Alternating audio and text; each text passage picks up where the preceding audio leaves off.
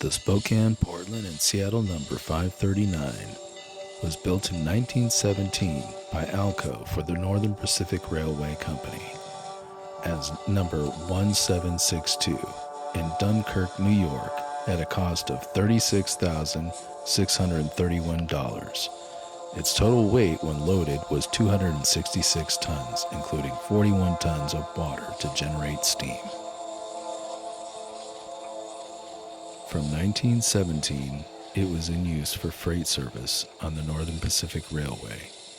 In 1944, August, September, or October, it was sold to the Spokane, Portland, and Seattle Railway Company, which was incorporated in 1905 as a joint venture by the Great Northern Railway and the Northern Pacific Railway to build a railway along the north bank of the Columbia River. At this time, it was renumbered as number 539.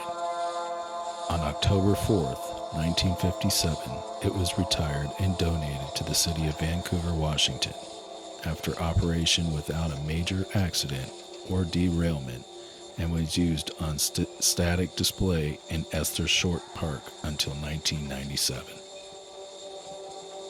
In 1997, it was donated to the Battleground Chamber of Commerce, and it was moved to the Battleground for potential restoration that was never completed when the park was renovated. In 2007, it was acquired by the Grand Canyon Railway and moved to Arizona for restoration. The engine was repainted to preserve it. In July 2019, number 539 was acquired by the Port of Kalama, Washington, to place at their interpretive center that opened in 2014. This old locomotive has had quite a journey in its life. Will the Port of Kalama, Washington be its final resting place? Time will tell. Thanks for watching.